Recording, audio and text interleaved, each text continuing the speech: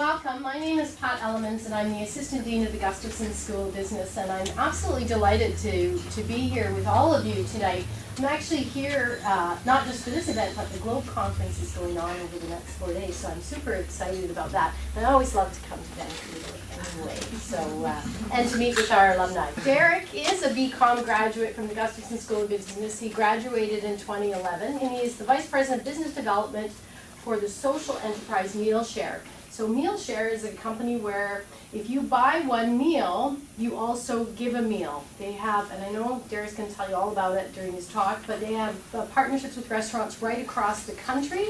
And so if you go into restaurants, you'll see the Meal Share logo by some of their food items, and if you buy one of those, that they will then share a meal with somebody in need.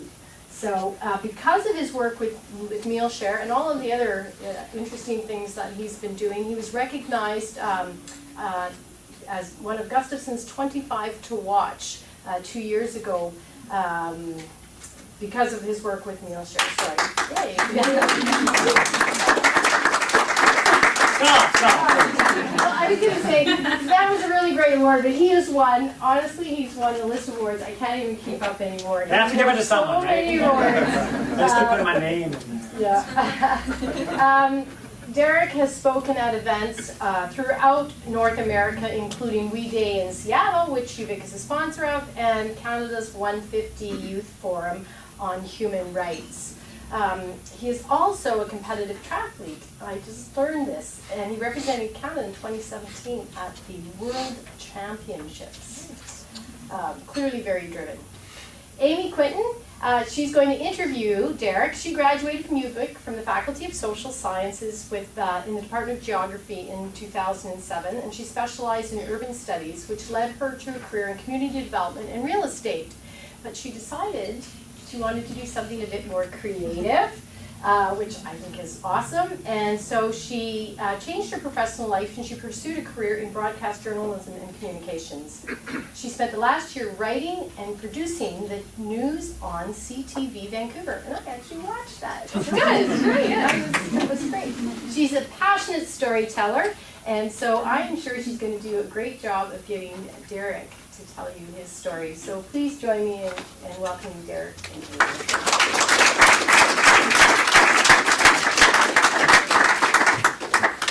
Hi everybody. So we're just going to have a chit chat. Derek and I have met before, and so I guess we'll just dive into it. Just dive into it. Okay. So Derek, maybe we'll start, given tonight the theme of tonight is social entrepreneurship. Yeah. You're in that field. Can you maybe give us sort of the Coles notes of how you see social entrepreneurship? Yeah, I think it's so interesting because this industry is changing and it is so diverse. I think one of the things people don't really understand is that social enterprise can be a nonprofit, it can be a charity, it can be a for-profit. And I think what really differentiates just a normal business and a social enterprise is with that strict focus on impact. So for us, it's really having that triple bottom line. I think for most organizations it would be as well, that would classify themselves as a social enterprise. And again, making sure that not all they're doing or making is money in the bottom line. So Pat briefly introduced your company, Meal Share. Yeah. Maybe in your words, describe what it is that you do at Meal Share. Sure.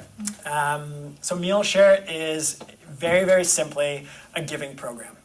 It is a corporate social responsibility plug-in for restaurants or other different food providers. So we provide a giving program mainly to restaurants, but also catering companies, coffee houses, all different kinds of food providers.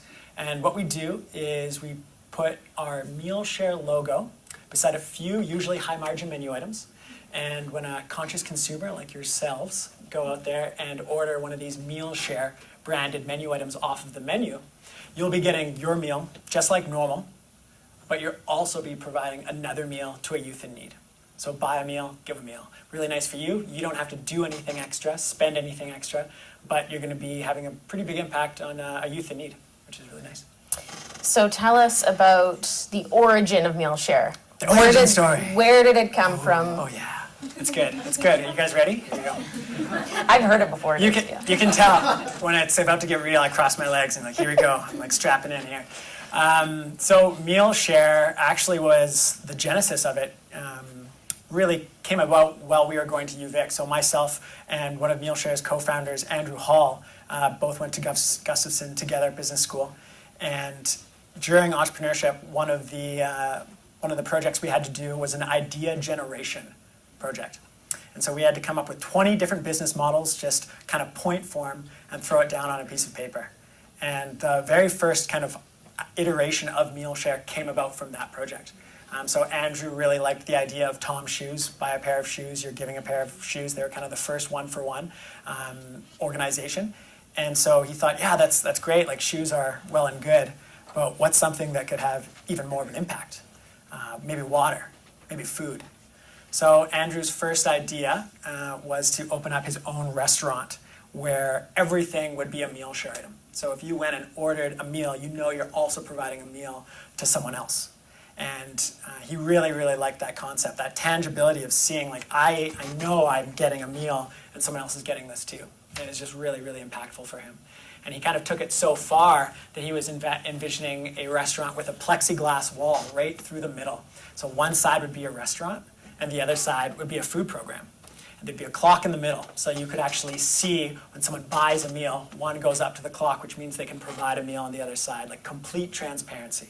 So you could see someone on the other side getting a meal. And I remember him telling and explaining this idea to me, and I was like, Andrew, this is a terrible idea. You don't know anything about restaurants. And he was just like, yeah, that's the only hiccup, really. really the only thing. So I'm really glad that he didn't do it, because I don't think things would be going very well for him right now. So he kind of just put that away. It was an idea that he liked, but he just kind of put it away. Fast forward 2 or 3 years, and Andrew was working for one of the big 4 consulting companies. He is fiercely supportive, and his best friend is his own cousin, Jeremy. And so they are always kind of being very competitive with different business ideas, with sports, with everything in their life. And so when he came up with this idea in business school, he actually shared it with Jeremy. And so fast forward 3 years later, Jeremy's working as an accountant and Andrew's working for a consulting firm. And they just weren't feeling fulfilled. They could see the kind of next 20, 30, 40 years kind of laid out in front of them. And it was just, what it looked like was making rich people richer. And that's just something that they weren't really, really passionate about or excited about. They really loved the opportunity of learning in those first couple of years, but they were ready to move on to do something else. And so they're always talking at night, pushing each other to kind of come up with something, do something of impact, and trying to focus on some kind of social impact or environmental impact. And Andrew just couldn't let meal share get out of his head. And he eventually was able to do that iteration, do that little pivot, where he's like, okay, maybe we don't open our own restaurant. Maybe we help other restaurants give. And so I was actually teaching English in Cambodia at the time. Andrew called me up on Skype, and he was really excited, and he kind of pitched me that pivot. And I was just like, Andrew, this is such a good idea. Complete opposite from last time. And I said, yeah, it's just so scalable. It's so simple. I absolutely love it. If what we assume is right, then a lot of people want to give back. They want to do something, but they just don't know what to do. And that's a hole in the market. And so luckily, our assumption was right. There was a large hole in the market, blue ocean strategy for us. So 4.5 years ago, I came back from traveling, and they were both working, at the time, working 12, 13-hour days. So I had lots of time. So I was the guinea pig. I got sent out into the world and started talking with restaurants and just trying to qualify our ideas and see if what we thought was right was right. So we went outside the building and just started talking to what we thought was our target market, and that's kind of how it all started. How did you support yourself that first year? Yeah, that was tough. That was tough. Luckily, meal share is kind of the perfect business model to have your first startup. There's no large outlay of capital. Expenditures are very, very low. It really, in the end, and then at the very beginning, it was just our time. And I get the opportunity to chat with a lot of students, and I'm always blown away when I meet solo entrepreneurs, because we had 3 people working on this from pretty much the beginning. It was Andrew and Jeremy at first, and I kind of jumped on before we even had a restaurant partner. So I can't believe when I talk to people that are just solo by themselves pushing this, because it was so nice to be able to lean on each other and support each other. So for the first, I think it was 9 to 10 months, we were just kind of volunteers. We had this idea, and it was this like cool, fun project that we were really, really excited about. And I remember the first check we gave to the charity that we were supporting, and the first couple of meals that we were providing. It was just so exciting. Like, I just loved doing it. And so then it kind of started getting more restaurants on and on and on, and then we could start paying ourselves honorariums, and we didn't have to just eat craft dinner, which was really, that was a big moment too. That was great. So then it just kind of started from there. So maybe get into more specifically how the business model works. So how does a purchase of a meal buy a meal? Great question. So the business model is a brokerage model, if you think about it. So we've got meal share in the middle right here, and then on one side we have our restaurant partners, and then on the other side we have our charity partners. So meal share itself, we're not providing any meals. We're the conduit that lets this relationship happen. So a restaurant has a menu. They have a bunch of meal share items on it. You go out, you order one of these meal share branded menu items. That restaurant, not you, is the one that's contributing to us financially each time one of those meal share items is sold. We're then able to take a small percentage of that to run our organization. We use the rest to provide that other meal. So meal share does not work with 10 restaurants. It doesn't work with 40 restaurants. It doesn't work with 80 restaurants. Once we get to 100, we're like, yeah, okay, here we go. This could work. This could happen. And then now we're at about 350 across Canada and breaking into the States right now. And so it's at scale. And that's what it had to get to in order for it to work. We gave ourselves 1 year to hit certain goals. And we talked about how like this was a really good investment in ourselves just because the amount we'd learned. Like even if meal share blew up after 9 months, there's always those jobs. We could go back and get them. But this opportunity might not always be around. So we really wanted to pull that trigger and just see what happened, because at the very least, we learn a lot. And luckily we learned a lot and we were able to help a lot. And now it's our full-time job, and we have, at the end of this week, 13 and a half people working for us. So it's really exciting. So half person? Yeah, we hired babies, you know. You invest early, you can teach them anything when they're young. Part-time. You just pay them in pablum? Yeah, exactly, yeah. Meal share, who do you think we're sharing the meals with? So you spoke a little bit about that initial concept that there would be a glass divider and that people could actually see, you know, how their giving was happening. Talk a little bit about how you use restaurant outreach to sort of bring the restaurants into the giving side. Yeah. I mentioned that when we were starting Meal Share, we did a lot of clarification with what we thought was the whole. And we thought the whole with philanthropy for most organizations is that they're not experiencing the giving that they want. When you're giving, seeing is believing. If you can provide funding, time, whatever it is that you're providing, and then see an impact for that with which you are donating, that is the crux. And I don't think anyone should ever feel bad to get value from giving, that feeling of goodness when you're giving, because that reciprocates, that continues on. And so that's what we really, really try to hone in with Meal Share. So Meal Share is a holistic giving program. So we do quite a lot with our restaurants. One of the things is we bring our restaurant partners into our local charity partners to actually see that impact firsthand. So it's an amazing thing when you can get a staff member like the front of house or a chef to kind of come into Boys and Girls Club and make these kids dinner and then go play dodgeball with them and then go back to work the next day. When they're talking about Meal Share, it's night and day. When they're talking to the customers, they can just say, oh, and that's the Meal Share item. Like, you should totally get that. We were just over at Florence Nightingale School. Like last night we were playing dodgeball. These kids are great. Like totally order that. Like, people get really, really excited.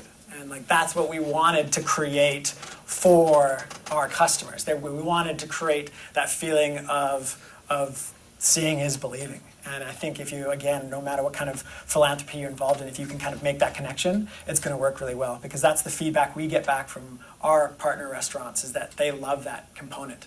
Organizing staff involvement, staff team building trips to the local charity partner and setting that up is really, really big. Do you get any restaurants that say no? Yeah. crazy, hey? Meal share, we've been working really hard to make meal share make obvious social sense, which I think it does, but also a lot of business sense. There's quite a big value prop there when we are able to sit down with someone and explain what we do. We have a 71% conversion rate. So usually if we get a meeting, we have a new partner, just because it does usually make both sense. But sometimes we can't get the meeting. We'll reach out, and I was telling you this story that Global Group was a group here in Vancouver that I've been trying to, they're like my white whale. I could just like never get them in the room. And I finally met their marketing director at a meeting after, like, this is 3 years of cold calling, emailing, like reaching out, like not stalking. And I met her at an event, and I was just like, oh, I introduced myself. Hi, I'm Derek. I've been trying to connect with you. I'm from Meal Share. And she's like, right, Meal Share. Sorry, Derek, we've never met. But you know what? We just don't need another food delivery program. We just don't need it.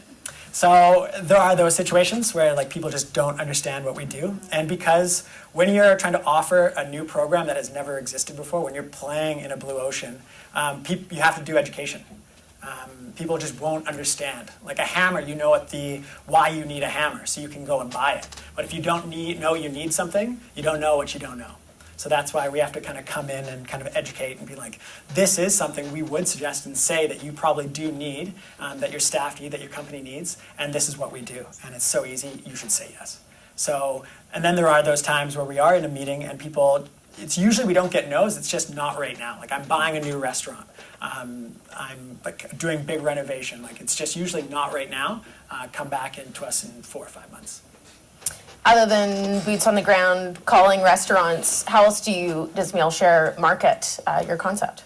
Yeah, we try to run very, very lean. I could talk forever about admin expenses and what charities, nonprofits, and should do and should not do and all that. There's a great TED Talk out there by Dan Pallotta. I'd highly recommend everyone in this room to watch it. It's my favorite TED Talk, and it talks specifically about that. So for us, we don't focus too much on paid advertising because we've been really, really lucky to actually leverage our customers to do advertising for us. So usually when you go into a restaurant, you'll see education materials within the restaurant that tell you a little bit about the program because the restaurant wants to let you know that just by coming in and having a meal, you can have a pretty big impact here with them. And that's the nice thing about meal shares. The restaurant's not doing it by themselves. The customer is not doing it by themselves. They have to kind of like come together to give, which is really, really nice. So we do a lot of marketing through our restaurants with just in-restaurant signage within the scenescape, a lot of social media where we like to be pretty creative. We've come up with some pretty hilarious ideas like mayor battles, pitting like Gregor versus Ninchi against each other for who can have the most meal share restaurants in their city. So just like different guerrilla marketing stunts and trying to be creative and different.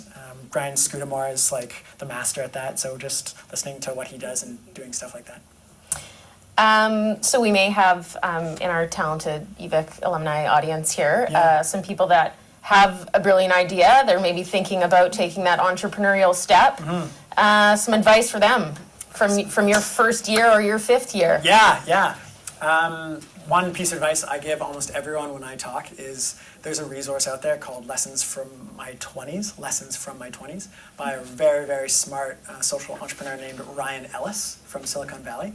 No matter if you're in your 20s, 30s, 40s, 50s, 60s, I'd suggest people to go through it. It's got some really, really amazing, it is the best ROI I've ever gotten as far as like reading something. For tangible use from a document, it's pretty amazing. So whenever I talk to anyone looking at social entrepreneurship in general, or just like overall happiness, I think we're all a bit interested in that. That's a really good resource. You can just Google it, Lessons from My 20s, and it's a PowerPoint. So some slides have one word on it, some have a whole paragraph, so I always suggest that. A big thing that we always talk about is don't feel like you have to sell the farm and like put all the chips up on the table. I think there's this misunderstanding when it comes to entrepreneurship that it's kind of like all or nothing. But that's just not the case for us. Like for Andrew and Jeremy, both of them were working for about 4 or 5 months before they took the plunge. And it's not always black and white. Like Andrew was so nervous when he went to go quit his job. He was like just so nervous. You have to know him to know what I'm talking about. It's hilarious because he's never nervous. He's a very laid back guy. And he went to his boss, and he was just like trembling.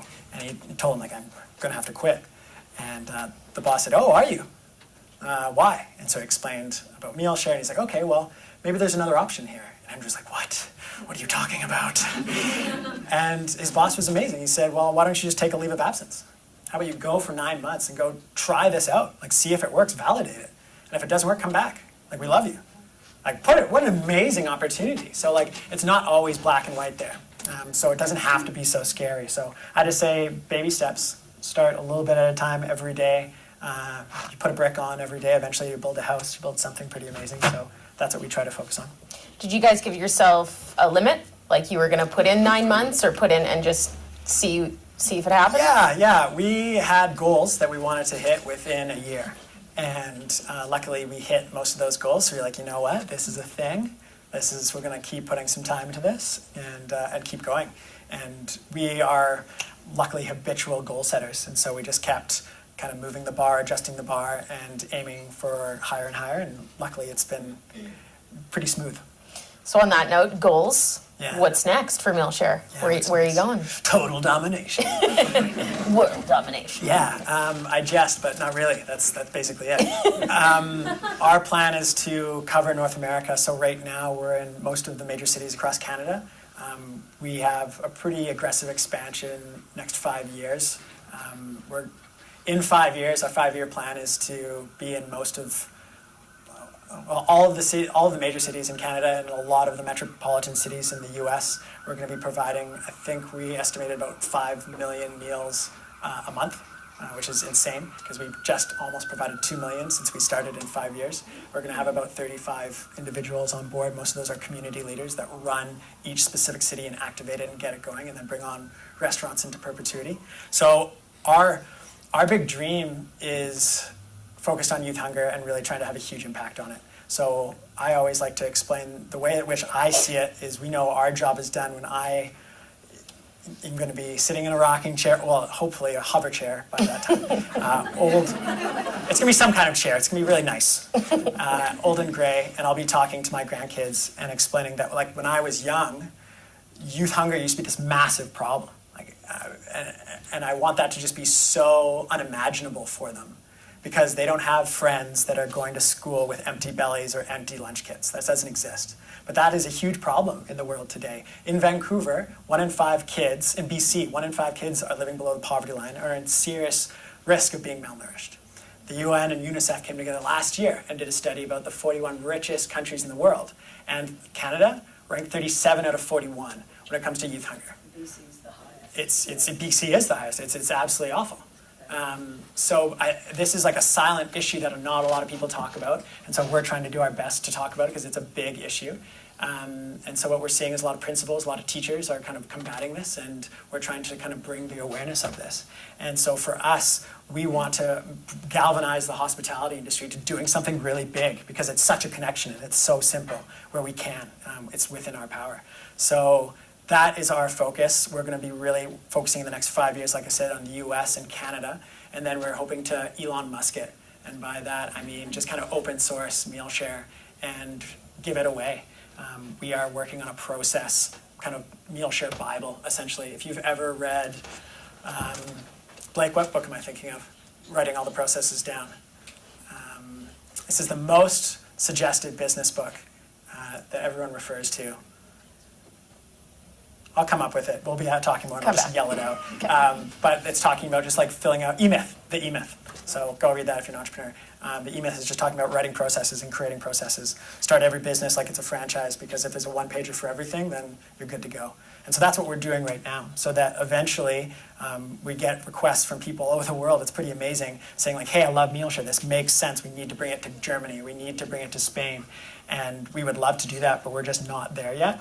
So we're hoping to, within the next 3 years actually, have that done and then just be like, yeah, here it is. Like, go with 3 other people, 2 other people, get some people together. This can create a life for you, and it'll change so many people's lives, so many youngsters' lives as well. So that's what we'd like to get it to. So I'm sure there's been some sacrifices along the way for you.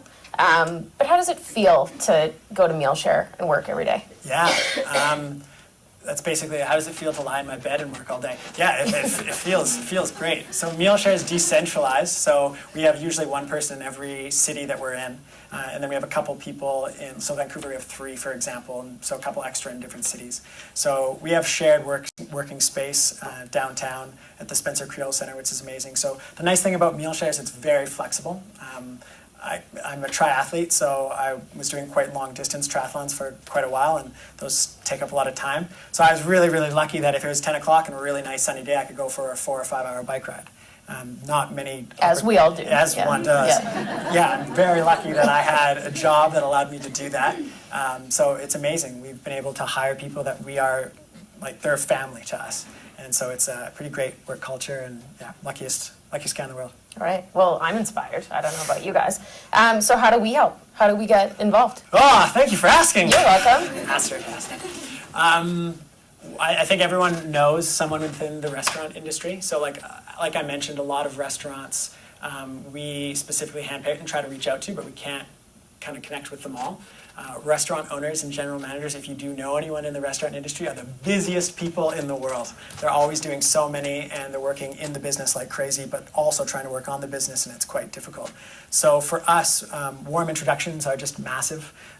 Like I said, like when we can sit down and explain our whole program to someone, it's almost always like, yeah, but like, what's the catch? Like, where's the poop? Like, what's the catch? So it's huge to get those like introductions. So if you do know anyone, that'd be great. Introduction would be amazing. And also, we're doing a huge fundraiser on May 9th in Vancouver, Calgary, Ottawa, and Austin, Texas. And it's called Tonight for Tomorrow, where we're having a bunch of our current partners and partners that aren't even on the program yet jump on board for one night, one dinner service. For every $1 you spend on food that night, that's $1 going to support children and youth. So it's a pretty amazing opportunity. If you're going to eat out at all in May, make sure it's May 9th at one of these participating restaurants, and you can have a huge impact. And again, it's any food on the menu, so it's you're spoiled for choice there. And where do we find the list of participating? Yeah, so if you just go to mealshare.ca, it's going to be like the very first. We're going to be posting it next week. It's going to be the very first kind of thing that you'll see underneath our video of like explains meal share, explaining it. If you go on our social media, we'll be talking about it quite a bit. So yeah. Okay. Yeah. Thanks, Jared. Thank you. That's great. You're welcome. Yes.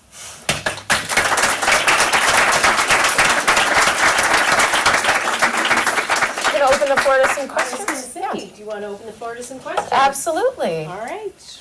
Anybody have questions? Yeah. I have a few. So when I'm in one of these restaurants, first of all, how do I find out? Is there a list of the restaurants? Yeah, so if you go to mealshare.ca, it'll geographically locate for where your city is and then take you right to your city. So we've got about 90 different restaurants in Vancouver.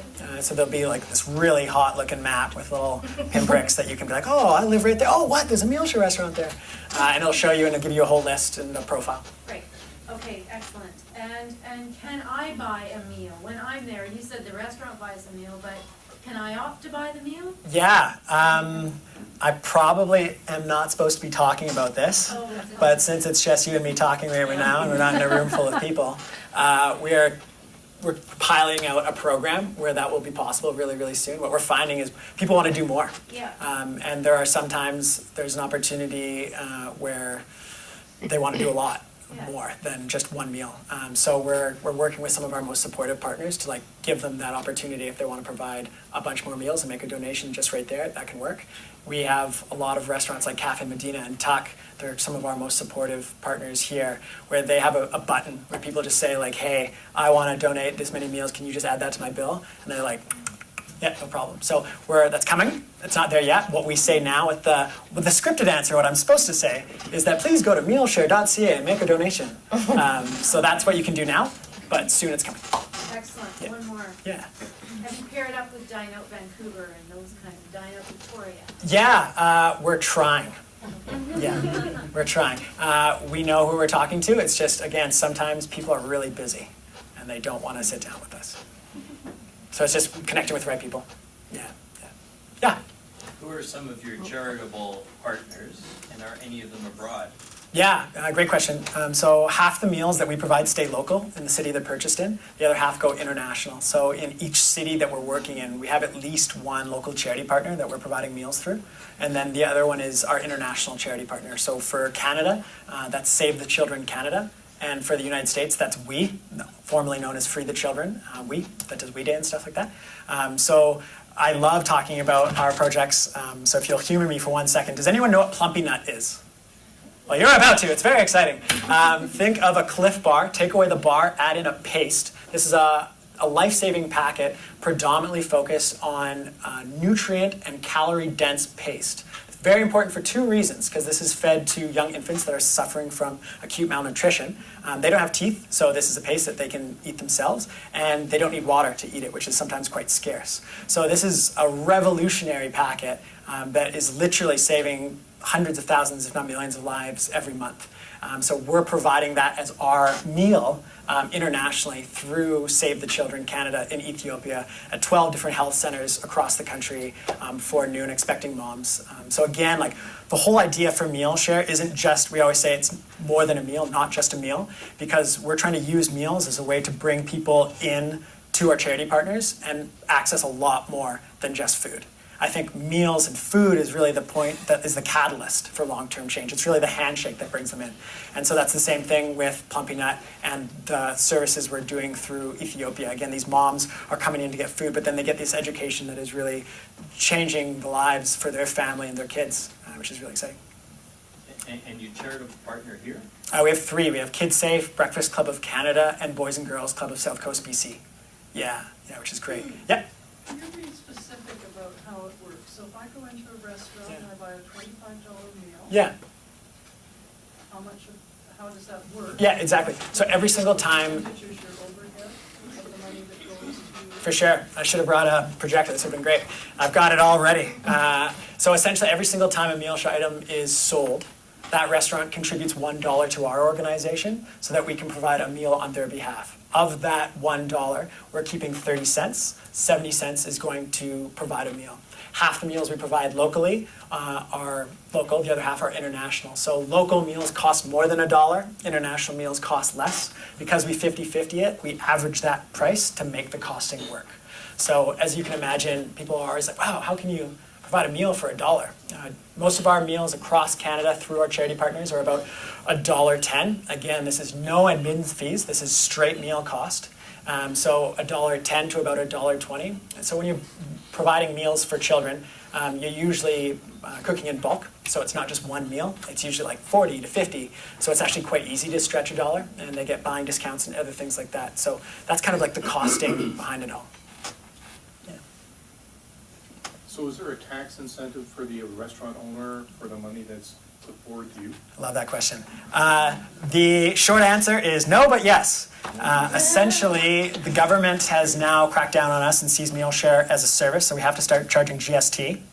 Oh, goodness. Right? Come on, Justin. We're talking to his people, it's cool. I got my best guy on it. But as far as the tax break goes, it actually works out in our favor because it's more streamlined and easier on an accounting basis for restaurants to market as a marketing expense than to just get a tax receipt. So they get to write it off, which is great. So restaurants are always just like, yeah, give me the tax receipt, give me the tax receipt. It's like cookies, they're just so excited about it. But we always explain it's actually easier for your bottom line. It hits the bottom line the exact same way if you write it out as a marketing expense. Yeah. Yeah. How do the restaurants decide what meals they're going to do? Great question. It's like I planted you in the audience. This is too good, too good. We have restaurants that are very strategic about the way in which they pick their meal share items. That can be a very big value prop for them. So Tap and Barrel, for example, their meal share partners, you'll notice that they almost always have meal share items on their dessert because they're trained very well. When the server comes over to take away the mains, they ask everyone, okay, how's everyone doing? How is the mains? They're good? You guys stuffed? Any room for dessert? You can't feel bad ordering dessert because we got some meal share items on there. You're providing meals to kids. Everyone wins. Usually everyone laughs and then they order dessert. So it's like a great opportunity to talk about the upsell. And again, it's just another way in which you can use meal share to, yes, have an impact, but also a marketing impact. Yeah. Yeah. Have you approached the multinationals?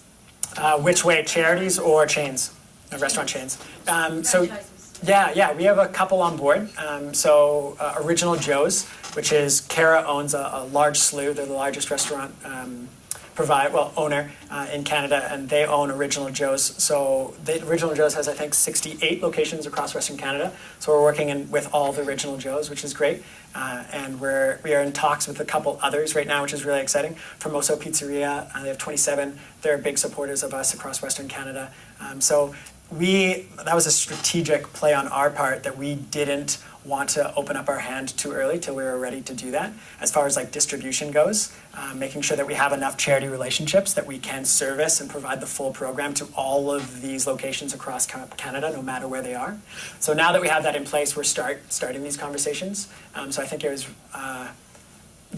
really good for us that we waited, because usually for those, you don't get too many opportunities with each one. So it's going to be really exciting to see what happens in the next year for us, because the program, I think, works best at a chain level. Like I mentioned, it's a turnkey CSR component for restaurants, for chains. What's your structure? What's our structure? Yeah, great question. I could talk about this forever.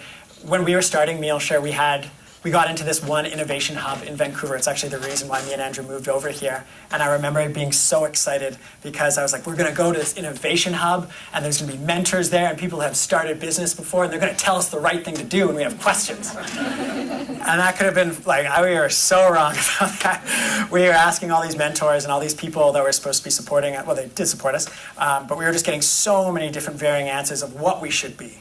Should we be a for-profit? Should we be a nonprofit? Should we be a charity? What are the benefits? What are the legal implications? What can we do? What is illegal? What can we not do? And so it took many years and lots of talking with lots of lawyers to figure out the best structure for us. And what we think, again, we don't think it's we could have gone, I think, as a for-profit in a for-profit social enterprise, and I think grown quicker. But for our vision and what we're trying to do, it's really the long game for us. So we have the brand MealShare, and underneath MealShare, we have a nonprofit and a charity. So within that umbrella, we have both. Yeah. So benefits for having both: tax receipts for large donations. There are some organizations that want to support us, and for our first 3 years, they've reached out to us like, just found out what you guys do. This is amazing. We've got this great financial gift we'd like to give you. Yeah, amazing, thank you so much. What's your tax number? Oh, damn. So again, that's a huge benefit for getting that 501c3 in the States as well. So yeah, there's different benefits for both, and we love supporting other organizations who are trying to figure that out and kind of like telling them what we know because it took us forever. So we have lots of conversations with people about that. Yeah. Yeah. How important was UVic in getting you going? Nice. Started everything. Good plan. Nice question. No, it was huge. Like I said, Andrew came up with the idea because of a project we did in entrepreneurship.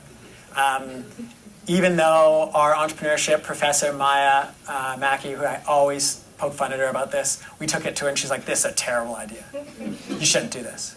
And now I go in and I talk in her class all the time. She's like, I was wrong, it's working, look at this. Which is awesome. But yeah, we had Brock Smith who gave us marketing advice from the very get-go.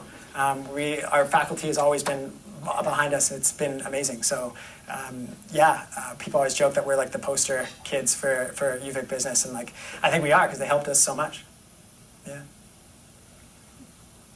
What a nice place to leave it. Hey, that was good. I think that's a perfect way to leave it. I was going to say, all of this, Catherine talked about UVic's commitment to experiential learning, and I think this is an amazing example of how we see what you're doing in the classroom and an actual project and bringing it to fruition. So yeah, perfect question. So thank you very much.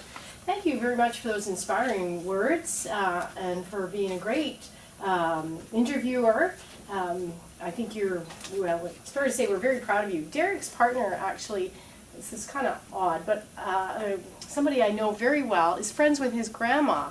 And every time they win an award, I email her and she passes it on to her grandma. And I'm tired of emailing her. So I'm like, okay, here's another one for you. Thank you so much. So to both of you, thank you for doing this for us tonight, for sharing your stories. Yeah, so please join me in thanking them.